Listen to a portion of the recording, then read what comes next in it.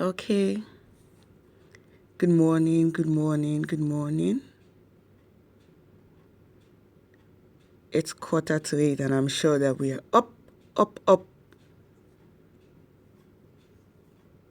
and taking charge of our day already. It's a beautiful, beautiful day. And we thank the Lord for the gift of life. I want to start by saying a big thank you to you. Thank you for your followership. Thank you for your comments. Thank you for the messages, all the PMs, the DMs, the words of encouragement.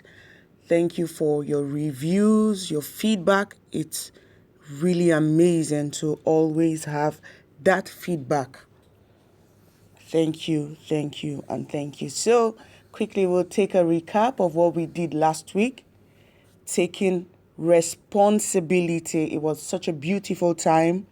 And we looked at 5 tips on how to take charge of your life, how to be very responsible for your life outside of what anybody throws at you. And we said that we should take responsibility for our thoughts, our feelings, our words, and then our actions. We also said that we should stop blames, stop complaining, refuse to take anything personal. And then we said that we should learn to make ourselves happy. And I see that a lot of people were really, into this. And I trust that we're putting these actions, we're putting these tips to work, and then we're seeing changes. We're becoming more responsible for our lives, for the way that we feel, for the way that we act, rather than the way that people react to us. Because remember, you do not really have control over what people do, over what people say, but you can have control over how that affects you and how it affects your productivity. And that's exactly what we're talking about. So today I will be giving you 4 other tips that you can run along with and work with to ensure that you take 100% responsibility, to ensure that you are in full charge of your life. And so we'll just go straight ahead so we don't take so much time. The 6th point and the first for today will be to live in the present moment. Live in the present moment. Life is now. There's only one moment, and that moment is now. What you have as a gift is what you have now. It's this moment that we have. The past is history. Yesterday is history. Yesterday is already gone. Yesteryears are all gone. The future is still a mystery. It's still unknown. It's still in the making. It's still in the process. But what you have now is the very moment. And you need to make the best of it to be able to redeem the past or step up the past and create the future that you want for yourself. Paulo Coelho wrote something to this effect in his biography. He said, "Be the gatekeeper of your thoughts and refuse to have a rerun of the same 60,000 thoughts of yesterday if they do not get you what you want in life." And now this is where so many of us tarry. We stay on the thoughts of yesteryears that did not give us any result. We dwell on the past glory as if to say we have climaxed. No, you need to live in the present moment. What's happening now? What does life have to give you now? What can you do with this moment? This is it for you. So you're going to win on what you have now, not what has gone by or what is to come. Because what is to come should be the bigger picture. But then it will all depend on what you do with now. If you don't take the first step, you can't get to the 5th. So take charge of this first step, which is the now, the gift you have today, the gift you have this moment. So I want you to ask yourself, am I living in the present moment? And what do I really want to achieve out of it? Am I living in the past? Am I living in the glory of yesteryears? Am I dwelling on the failures of yesteryears? Am I just thinking of the vision and the big picture that I see of my tomorrow, of my future, which is still a mystery? Or am I taking hold of what I have today and turning it into my dream? So this is a question to ask yourself. And then the seventh tip I'm going to give you, use the power of intention. Use the power of intention. A lot of people say it, I did this intentionally. You have to be intentional about the things that you do. You know, in life, we all have choices. We all have the power to make choices. We have the power to choose. And even our Father, the sovereign one, always gives us the choice to choose. So he sets before you two things and then he says, one is actually good and I'll advise you to choose it. Choose life over death. Okay, so we all have the power to make those choices. In fact, you're making choices all the time. You're choosing this morning. I'm sure some of us have chosen, do I get up from my bed at this point? Do I rest a little more? Some of us are getting up and we're wondering, especially for mothers, we're saying, what do I serve for breakfast? Am I going to be serving tea or coffee? Am I making bread? Or, so every single time, all we're doing is making choices. We're making choices. We're making choices. Even by not making a choice, you are making a choice. So become intentional in making choices by having a vision in mind. A vision for your life, a vision for your education, a vision for your children, a vision for your business, a vision for your career, a vision for your spiritual or your faith walk. Always have a vision. Be intentional about the steps you take to achieving that vision, to keeping that focus in mind.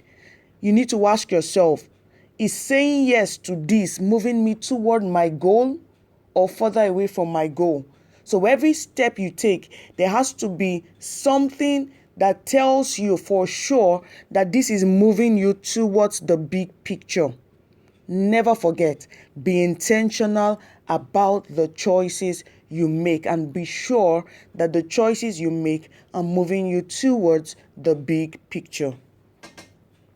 The eighth tip I'm going to leave with you is feel calm and confident. Feel calm and confident. When you take responsibility for your life, when you take responsibility for your experience, you step into a place of calm and confidence. You feel calm because you know that you are consciously in charge of yourself and that you can choose how you respond. You feel confident that you will not fall into victim mode by sucking up other people's verbal vomit, by sucking up all the tantrums that they throw at you, all the things that they say, all the actions and inactions that they give to you. They can keep all of those guts, but you need to know who you are. You need to know what you have. You need to know what you carry. You need to be calm yet confident about yourself. You need to know that you have so much ability in you to overcome situations. You need to know that you already have in you everything that pertains to life and godliness. You need to know that you have all it takes to win. And then you need to carry yourself like the winner that you are.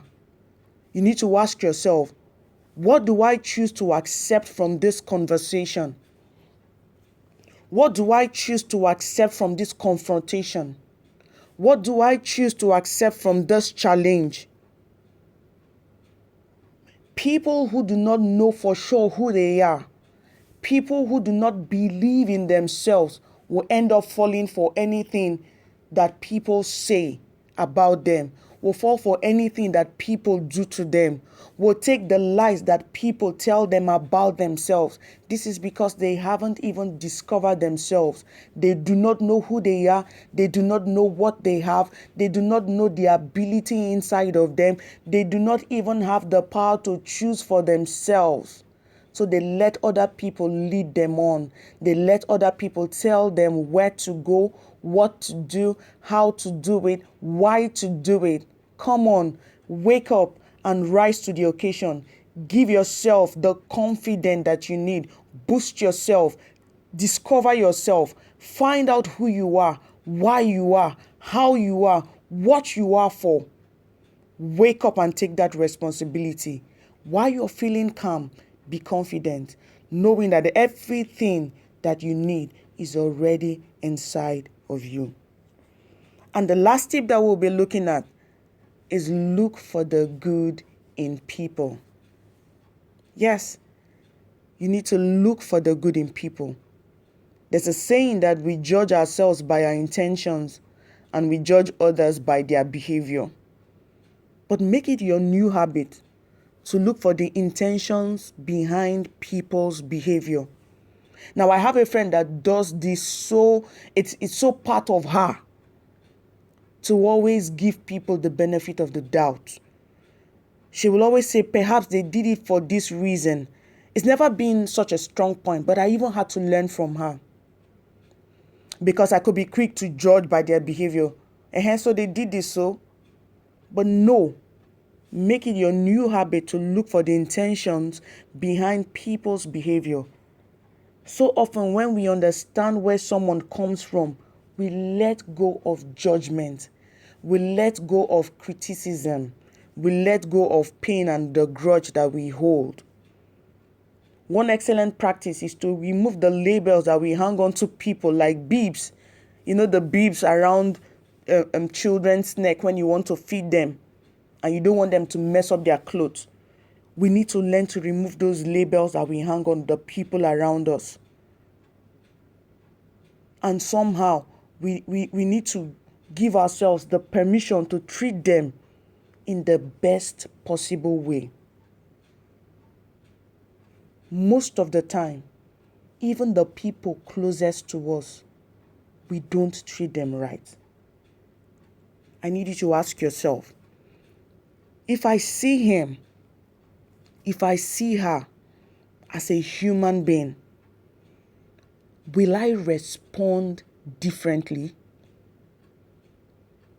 Some of us, it could be the person who works for you. It could be the maidservant in your house. You need to think, if I really see this person as a human being, will I treat the person the same way? The mistakes that they make, and you hang those labels of foolishness on them. If your child made the same mistake, will you treat your child in the same way? You need to look for the good in people. Don't be quick to hinge on the bad part.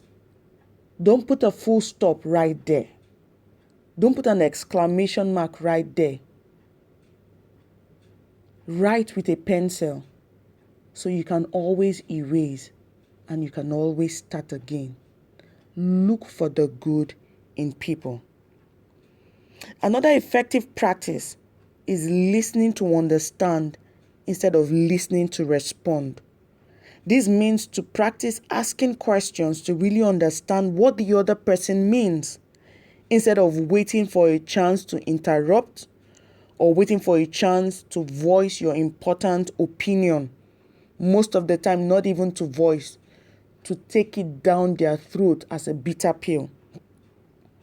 Doing this practice will allow you to take responsibility to intentionally have illuminating conversations and fulfilling relationships, because the person that you are talking to will appreciate your attention, will appreciate the fact that you trust them, that you can listen, giving them full attention, and then you'd respond positively to whatever is being said. Taking responsibility for your life is so important. Like I said in part 1, because it takes you from victim mode to becoming a victor. It puts you in front. It puts you in the driver's seat of your life. You need to wake up and take responsibility for your thoughts, for your feelings, for your words, and your actions. You need to wake up and stop blaming and stop complaining. You need to wake up and refuse to take anything personal. There's nothing that's happening that is so particular to you. You need to wake up and make yourself happy. Make yourself smile. You need to look around you and see the beautiful things that God has done for you and be grateful for those things. You need to live in the now moment of your life. Forget about the victories of yesterday. Throw away the failures of the past. Wake up and take charge of today so that your future can be bright, so that your vision is accomplished. Use the power of intention. Be intentional about everything that you say. Be intentional about everything that you do. Make sure that you keep the promises that you make. Feel calm and confident about yourself. Some of you really need to boost your self-esteem. Go ahead and boost it. Give yourself some value. Give yourself some credit. And then look for the good in people. Trust me. If you are able to do all of this, you will find yourself navigating the path of excellence in your life, not hinging on the things that people say, but believing in yourself, believing in the innate ability that God has put inside of you. And trust me, we all will meet at the table where influencers stay. God bless you. Thank you for listening. I'd like to get your feedback. I'd like to get your comments. I'd like you to share this video. And I'd like you to please stay tuned, because there is going to be a big announcement at 6 p.m. today. We've listened to you, and then we're coming up with something really big. So 6 p.m. today on Facebook, we will make the big announcement. Until then, go ahead, take responsibility for your life. Thank you so much. God bless you, and I love you.